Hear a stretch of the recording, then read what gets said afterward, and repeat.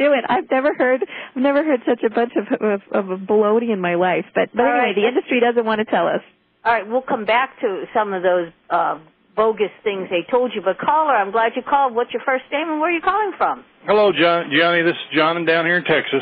Hey, John, how are you? Well, I'm doing pretty good. I don't know if I sent you an email. I guess that was Ken was holding on the line when I tried to call in there, but the phone was busy. But anyways, Catherine, so good to speak with you. I've listened to you on several different other shows and could never get into call and talk to you or make a comment or anything, but in regards to the Animal ID Act, that is already passed down here in Texas. Yeah, I know, and it's had a lot of opposition in Texas, too. Yes, it had, but they did it sneaky, though. See, they did this out in West Texas, out in a little bitty hick town out there, and didn't really publicize it too much. And I tell you what, the ranchers and stuff down here are going actually, they're livid. Well, and let me tell people, if you're interested in working on the NACE issue, which is a huge and crucially important issue, the website you want to go to, this is not my website, it's nonace.org. That's NAIS for National Animal ID System, nonace.org. On there, they have on the right-hand column, it's massive amounts of resources, but they've got the local bulletin boards and local chapters for each state. And I would urge people, even if you don't have a food animal, they're coming for you next, believe me. Go onto that website, get in touch with the local people working on that, and roll up your sleeves and pitch in. Send some money to Walter Jeffries, who's running that website. Do whatever you can do to get involved in that issue before, as John says, before you wake up one day and you realize your state has already adopted this thing, and the next thing you know, the feds are going to be coming onto your property asking to inspect it because you have a chicken.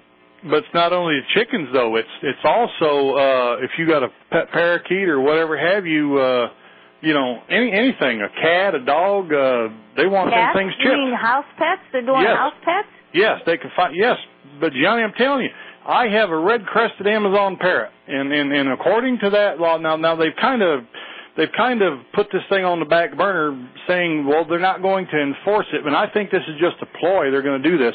They're going to pass these laws in these states, basically just let it sit there like they got so many other laws, but then when time comes, they want to take somebody's land, they can go back retroactively and say, okay, we're going to fine you $1,000 a day. People's not going to have it. They're going to take their lands and put them in jail.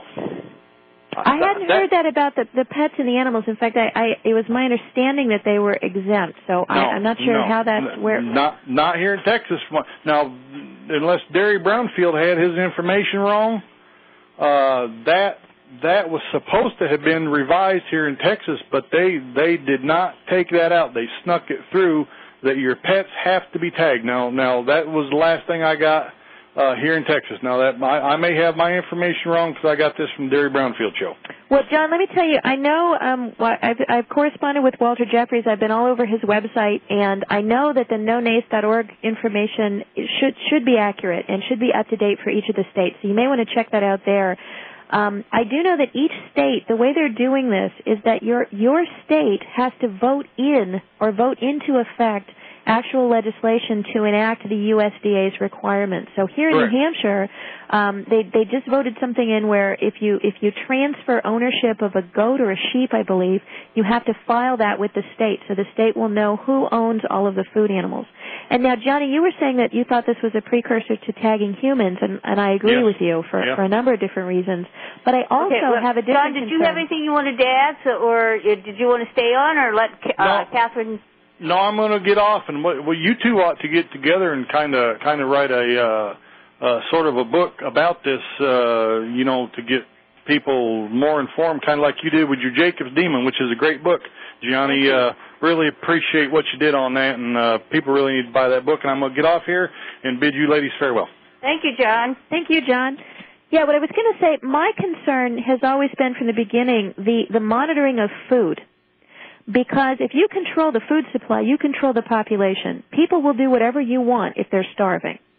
And the first way to control food is you control people's access to being able to shop at the store. That went into effect when they implemented these darn shopper cards. And, they started doing that in the early 1990s. There are now teenagers who don't remember a time when the store didn't know everything you bought. So that's already underway. That's already in effect. They're already watching what we buy. You can still use cash, and I would urge everyone listening to my voice, please use cash. It's cash. Use it or lose it. If we don't demand our right to use cash, it's going to be gone, and quicker than we think. But the thing that has me most concerned about these food animals is that it's food. They're targeting our food. If the government wants to, there's an executive order that gives the president the ability to take control of all food animals and all food in this country in case of a national emergency. Now, when they tried this under Stalin, they had a really hard time identifying where the food was. And in fact, they created an artificial famine in the Ukraine where millions of people died, specifically because Stalin went and confiscated the food. But it was hard. And it took, an army of soldiers going through that land for months to pull it off.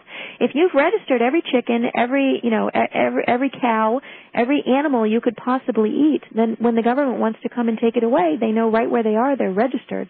And just like the people we both know, Catherine, that the president could enact any law he wants with the stroke of a pen through a presidential directive or an executive order. And, what you're talking about could happen tomorrow, and there's nothing we could do. Well, and in the same way that I said that, people who work on gun rights issues say that, the first step to control is registration.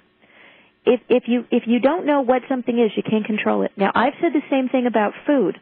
The first step to controlling your ability to buy and sell food is to register the food as you buy it. And when you scan that supermarket card, that's exactly what you're doing. Well, I'll tell you, the next step to controlling food is to register all of the food in the country. And that's really, in my mind, what NACE is all about.